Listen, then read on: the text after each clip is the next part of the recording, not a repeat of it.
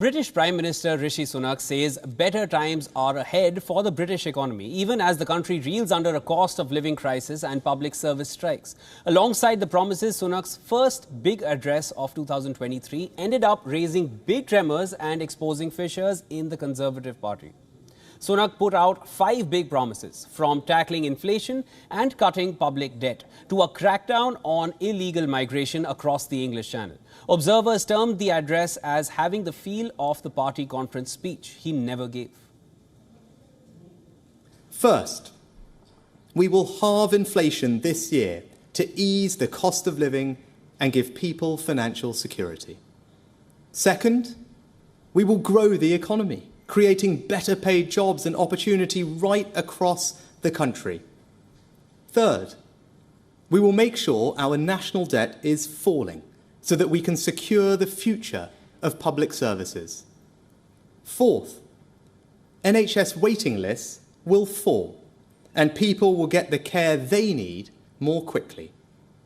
Fifth, we will pass new laws to stop small boats, making sure that if you come to this country illegally, you are detained and swiftly removed. Sunak's promises come at a time when strikes by paramedics, rail workers and others have hit essential public services. Calls for better pay and working conditions ring out amid a cost of living crisis. The Prime Minister said he valued the work of unions and they had a right to strike. But this had to be balanced with the right of the public to go about their lives. At a time when we're putting record sums into the NHS and recruiting record numbers of doctors and nurses, healthcare professionals are still unable to deliver the care they want, and patients aren't receiving the care they deserve. So we need to recognise that something has to change. The Prime Minister also used his speech to indicate general policy directions for the country, including a new education policy that would make some form of mathematics compulsory to the age of 18. With a general election looming in 2 years or less, Sunak repeatedly said he should be held to account for achieving his targets.